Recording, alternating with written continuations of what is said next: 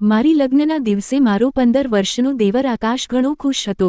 મેં હંમેશા તેને મારા નાના ભાઈ જેવો જ માન્યો હતો અને તે પણ મને પ્રેમથી ભાભી કહીને બોલાવતો હતો. મારા પતિના અવસાન પછીના થોડા દિવસોમાં મને એકલી ઊંઘવામાં ડર લાગવા માંડ્યો, તેથી હું આકાશને મારા રૂમમાં સુવડાવતી હતી. શિયાળાની રાતો હતી અને એક જ રજાઈમાં તેની પાસે સૂવું મને થોડી અજીબ લાગતું હતું, પણ તે દિવસોમાં હું બહુ તૂટેલી હતી. પતિ જતા દિવસ પસાર કરવો મુશ્કેલ હતો, પરંતુ મનમાં પ્રશ્ન ઉઠતો કે હું આ રીતે કેટલો સમય જીવી શકીશ? એ રાત્રે મેં વિચાર્યું કે એકવાર મારા દેવરને અજમાવીને જોઈ લઉં. મધરાત્રે મેં તેને હચમચાવીને જગાડ્યો. તે ઊંઘમાં ઘેરો હતો, પરંતુ જેમ જ મેં તેના શરીરને સ્પર્શ કર્યો, મારી આંખો આશ્ચર્યથી ફાટી જ રહી ગઈ. મારા પતિને મૃત્યુ થયાને હવે માત્ર 3 જ દિવસ થયા હતા. ઘરમાં ન તો સાસુ સસરા હતા, ન નણંદ. મારા પતિનું આ દુનિયામાં તેમના નાના ભાઈ આકાશ સિવાય બીજો કોઈ નહોતો. આકાશની ઉંમર 15 વર્ષ હતી અને તે મારો કરતાં ઘણો નાનો હતો. મેં તેને હંમેશા નાના ભાઈ સમાન જ માન્યો હતો. જ્યારે મારી લગ્ન થઈ ત્યારે તે લગ્નમાં સૌથી વધુ નાચતો હતો અને સૌને કહેતો હતો કે તેને નવી માં મળી ગઈ છે. પરંતુ મારી માં હંમેશા મને સમજાવતી, બેટી, દેવર પુત્ર નથી હોતો. તેના સાથે થોડું અંતર રાખ. થોડા વર્ષોમાં તે યુવાન થઈ જશે ત્યારે તારે એની પાસે પડદો રાખવો પડશે. તેથી હમણાંથી જ તેને આદત પાડી દે કે તે તારા રૂમમાં વગર ઇજાજત ન આવે. મેં ઘણીવાર જોયું છે કે તારો દેવર કોઈ કારણ વગર તારા રૂમમાં આવી જાય છે. આવું કરવું યોગ્ય નથી. તું પરિણીત છે, તારે પતિ અને સસરાના ઘરનું માન રાખવું જોઈએ. હું માનની વાતો સાંભળીને ઘણીવાર નારાજ થઈ જતી. મને લાગતું કે મારી માં આકાશ વિશે ખોટું વિચારે છે. પરંતુ જ્યારે હું નિરાધાર થઈ ગઈ, મારા પતિ આ દુનિયામાંથી ચાલ્યા ગયા, ત્યારે મારી આંખોમાંથી આંસુ વહેવાનું બંધ થતું જ નહોતું. હું કલ્પના પણ કરી શકતી નહોતી કે મારા પતિ મને આ રીતે એકલી છોડીને ચાલી જશે. મારી જિંદગી અંધકારથી ભરાઈ ગઈ હતી. રડી રડીને મારી હાલત બહુ ખરાબ થઈ ગઈ હતી. રાતના 12 વાગી ગયા હતા અને મારો દેવર આકાશ હજુ સુધી ઘરે આવ્યો નહોતો. કદાચ તે કોઈ સગા સંબંધીઓ પાસે વ્યસ્ત હશે. મારા મનમાં અજીબ બેચેની હતી. લાગતું હતું કે જો તે આજે મોડો આવે તો સારું છે, કારણ કે આ ખાલી ઘર અને એકલતા મને બહુ અસ્વસ્થ બનાવી રહ્યા હતા. મારે વારંવાર માની વાતો યાદ આવી રહી હતી. એ જ સમયે મોટા મકાનના મુખ્ય દરવાજા પર કોઈએ ટકોર કરી. મારું હૃદય ધડકવા માંડ્યું. આટલી રાતે કોણ હશે? પરંતુ બહારથી આકાશનો અવાજ આવ્યો, ભાભી, દરવાજો ખોલો ને, હું છું. હું ધીમે ધીમે ડરની સાથે દરવાજો ખોલવા ગઈ. આજે આ ઘર મને અજાણું, સૂનું અને કંઈક ડરામણું લાગી રહ્યું હતું. ખબર નથી કેમ, આજે દરેક અવાજથી હું ચોંકી જતી હતી. દરવાજો ખુલતા જ આરવએ નિર્દોષ રીતે પૂછ્યું, ભાભી, તમે ખાવું લીધું? તેની આંખો નીચે હતી અને તેના હાથમાં પ્લાસ્ટિકની થેલી હતી, જેમાં બહારથી લાવેલું ખાવાનું હતું. તે પ્લાસ્ટિકની ડબ્બામાંનું ખાવું કાઢીને મારા સામે મૂકી દીધું. ભાભી, મને રસોઈ આવડતી નથી, તમારા માટે હું હોટેલમાંથી ખાવું લાવ્યો છું. તમે ખાઈ લો, નહીં તો ભૂખે તમે બીમાર પડી જશો. ભૈયા પછી હું મારી માને ગુમાવવા માંગતો નથી, તેને ભાવુક અવાજમાં કહ્યું. આકાશની આંખોમાં પણ આંસુ હતા. તે મને માં જેવી માન આપી રહ્યો હતો, પરંતુ મારા મનમાં મારી માની ચેતવણી સતત ગૂંજી રહી હતી. ભાભી, તમને ચિંતા કરવાની કોઈ જરૂર નથી, તે બોલ્યો, હું તમારો સંપૂર્ણ ખ્યાલ રાખીશ. તમે આ ઘર છોડીને ક્યાંય નથી જવાના. તેની વાતોમાં ઘણો લાગણીસભર ભાવ હતો, પરંતુ મારા મનમાં હજારો ઉલઝનો ઉઠી રહી હતી. પછી અચાનક તેણે એક અજીબ વાત કરી, ભાભી, તમે ઉપરના રૂમમાં સૂઈ જાઓ. ઉપરના રૂમમાં કેમેરો છત નજીક લગાડેલો છે. મને લાગ્યું કે મને હવે ત્યાં રહેવું ન જોઈએ. હવે બધાને ખબર પડી ગઈ હતી કે ભૈયા નથી રહ્યા અને કોઈ પણ ખોટી નિયતથી ઘરમાં ઘૂસી શકે છે. 15 વર્ષનો છોકરો એટલી સમજદારીની વાતો કરે છે તે જોઈને હું આશ્ચર્યમાં પડી ગઈ. શું કોઈએ તેને આ બધું શીખવ્યું હતું? પરંતુ તેની વાત સાચી પણ હતી. હું તેના રૂમમાં ચાલી ગઈ. આકાશનો રૂમ નીચે હતો, જ્યારે હું અને મારા પતિ ઉપરના રૂમમાં રહેતા હતા. મને ઘણું અજીબ લાગતું હતું. પ્રથમવાર હું મારા પોતાના રૂમ સિવાય બીજા રૂમમાં રાત પસાર કરવા જઈ રહી હતી. પરંતુ જેમ જ મેં રૂમનો દરવાજો બંધ કર્યો, એમ જ મારી નજર એક એવી વસ્તુ પર પડી કે મારા હોશ ઉડી ગયા. અત્યાર સુધી તો તે 15 વર્ષનો બાળક જ લાગે હતો, પરંતુ માની ચેતવણી આજે યાદ આવી, કારણ કે જે મેં જોયું તે કોઈ નિર્દોષ બાળક કરી શકે તેવી વાત નહોતી. બિછાનાની નીચે મારા બધા ગહેના વિખરાયેલા પડેલા હતા. મેં તો તેઓને તિજોરીમાં બંધ કરીને રાખ્યા હતા. આ બધું તેના હાથમાં કેવી રીતે આવ્યું? આ તો બહુ ડરામણું હતું. મેં વિચાર્યું કે સવારે થતાં જ હું તેને પૂછપરછ કરીશ, પરંતુ તે સમયે મને બહુ ઊંઘ આવી રહી હતી. મેં દરવાજો અંદરથી કુંડી મારી અને સૂવાની તૈયારી કરી. ખબર નથી કેમ મને એટલી ઊંડી ઊંઘ આવી ગઈ હતી, જ્યારે છેલ્લા 3 દિવસથી મને ક્ષણભરનો પણ આરામ નહોતો મળ્યો. મને એક ક્ષણે લાગ્યું કે કદાચ આકાશના લાવેલા ખાવામાં કંઈક એવું હતું કે જેના કારણે ઊંઘ આવી ગઈ. પરંતુ વિચારીને જ હું ઊંઘી ગઈ. જ્યારે આંખ ખુલી ત્યારે સવારે 11 વાગી ગયા હતા. હું આશ્ચર્યમાં પડી ગઈ, આટલી લાંબી ઊંઘ મને કેવી રીતે આવી ગઈ? છેલ્લા 3 દિવસોમાં તો પળભરનું પણ શાંતિ નહોતું, અને આજે જાણે કોઈએ મને દવા આપેલી હોય તેવી ઊંઘ આવી હતી. મનમાં વારંવાર વિચાર આવતો હતો, ક્યાંક આકાશે ખાવામાં કંઈક મિક્સ તો નહીં કર્યું? પણ તે આવું શા માટે કરે? હું આંખો મસળતી બહાર આવી તો જોયું કે આકાશ રસોડામાં ચા બનાવી રહ્યો હતો. તેને જોઈને મને ગુસ્સો પણ આવ્યો અને થોડી ભયભીત પણ થઈ ગઈ. ભાભી, તમે ઉઠી ગઈ? સારી ઊંઘ આવીને? તેણે હસીને પૂછ્યું. મેં સાવધાનીપૂર્વક કહ્યું, હા, આજે બહુ સારી ઊંઘ આવી. ત્યારે તેણે મોટા જ નિર્દોષ સ્વરમાં કહ્યું, આવવાની જ હતી ભાભી, મેં તમારા ખાવામાં ઊંઘની 2 ગોળીઓ નાખી દીધી હતી.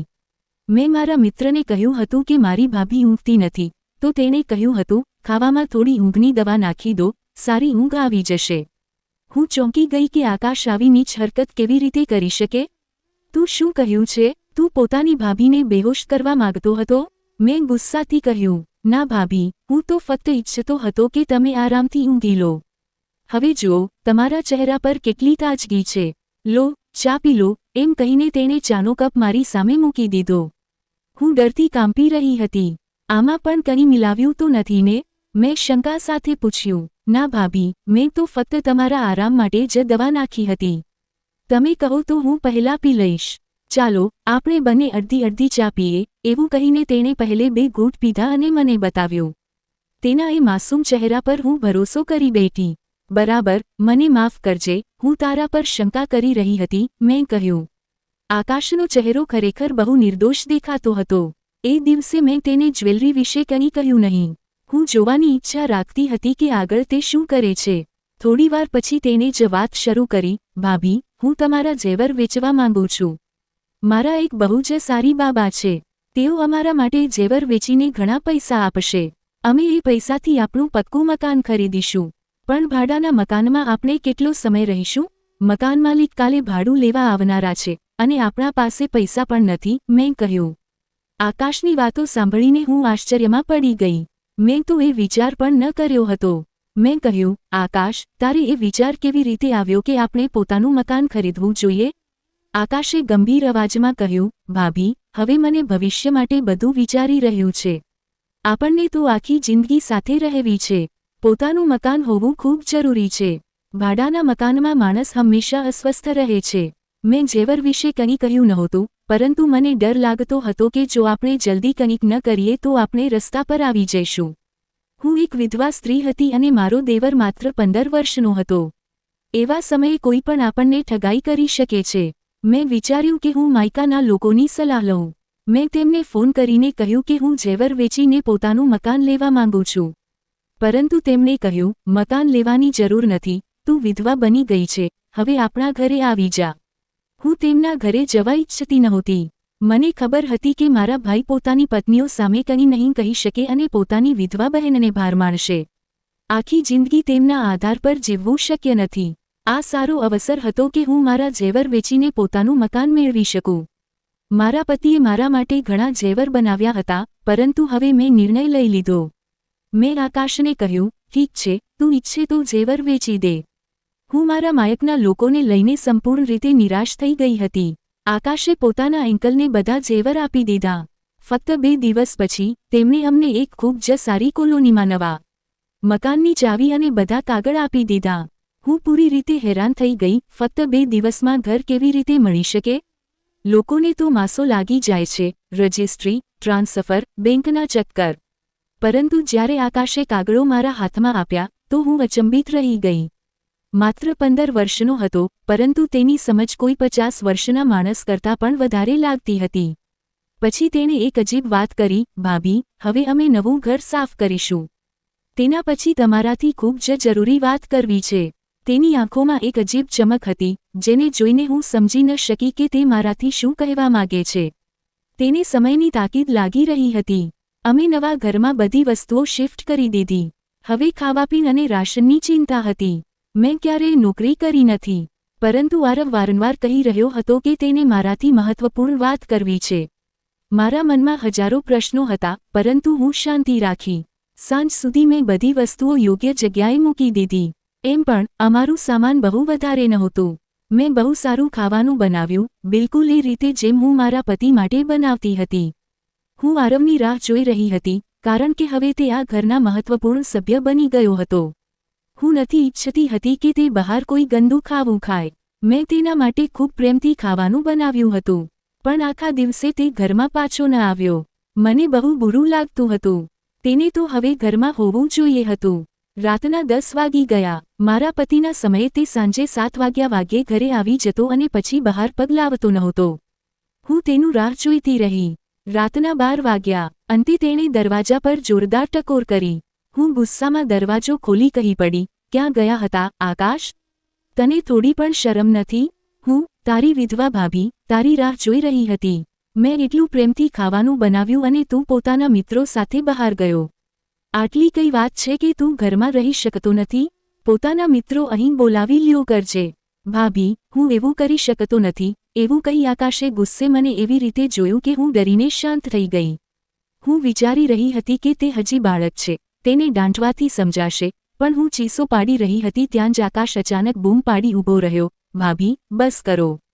હવે તમારી કોઈ વાત સાંભળવાની મારી ઈચ્છા નથી.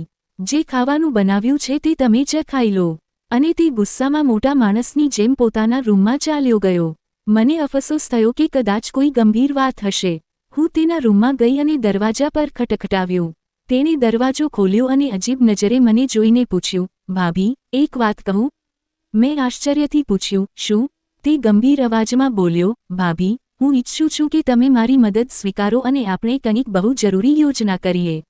તેની વાત સાંભળીને હું ચોંકી ગઈ અને બોલી, આકાશ, તને શું થઈ ગયું છે? તારી માં જેવી મમતા ક્યાં ગઈ? તું તો સવાર સાંજ મને મમ્મી કહેતો હતો. હવે શું થયું? કોને તારો દિમાગ ખરાબ કર્યો? આટલી ખોટી વાત તારે વિચારી કેવી અને બોલી કેવી? હું ગુસ્સાથી કાંપી રહી હતી.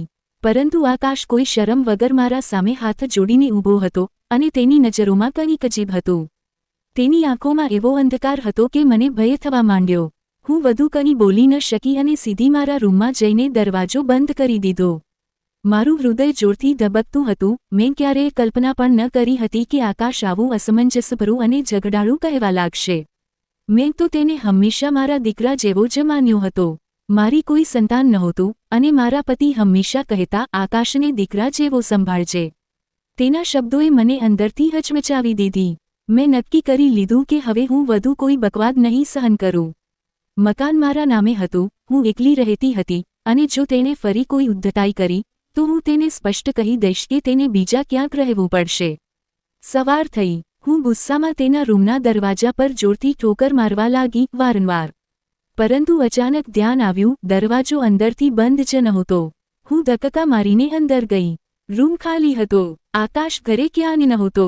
મારું લોહી ખોળવા માંડ્યું. હું દોડીને મુખ્ય દરવાજા તરફ ગઈ અને જોયું કે બહારથી તાળું લગાવેલું હતું. એનો અર્થ સ્પષ્ટ હતો, આકાશે મને ઘરે અંદર બંધ કરીને ક્યાંક જઈ ચૂક્યો હતો. મને હવે તેની સાથે ભારે નફરત અનુભવાઈ રહી હતી. આવી નાની ઉંમરે આવી ગંદી હરકતો. મેં તરત જ માયકા જવાનું નક્કી કર્યું, પરંતુ પછી યાદ આવ્યું કે હું હજુ ઇદ્દતમાં છું અને વારંવાર બહાર નીકળવું યોગ્ય નથી. હું મજબૂરીથી બેસી ગઈ. મારા પતિને ગયે 1 મહિનો પૂરું થઈ ચૂક્યું હતું. આ 1 મહિનામાં આકાશ સંપૂર્ણપણે બદલાઈ ગયો હતો. હું વિચારતી હતી કે કાશ અલ્લાહે મને મારી પોતાની સંતાન આપી હોત, તો મને આકાશ જેવા છોકરાની જરૂર જ ના પડતી. હું મારી સંતાનના સહારે જીવી લેતી. પરંતુ હવે હું તેને શું કહું? તે તો મારા લોહીનું પણ કંઈ લાગતું નહોતું. જે સંબંધને કારણે તે મારી સાથે રહેતો હતો, તે સંબંધ દુનિયામાં રહ્યો જ નહોતો. મેં પક્કો ઈરાદો કરી લીધો કે આકાશ જ્યાં જ ઘરે આવશે, ત્યારે હું તેને સ્પષ્ટ કહી દઈશ કે હવે તે આ ઘરમાં રહી શકશે નહીં. સાંજ પડી રહી હતી, હજી રાત પણ પૂરતી થઈ નહોતી કે ઘરના દરવાજા પર જોરજોરથી ધડાધડાવા લાગ્યા. મેં વિચાર્યું, શાયદ આકાશ હશે. પરંતુ જ્યારે મેં દરવાજો ખોલ્યો, ત્યારે સામે 4-5 માણસો ઊભા હતા.